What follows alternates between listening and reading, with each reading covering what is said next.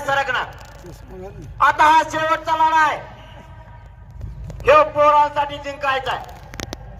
म्हणून तुम्हाला सांगतोय, माझं कुटुंब हा माझा मराठा समाज आहे।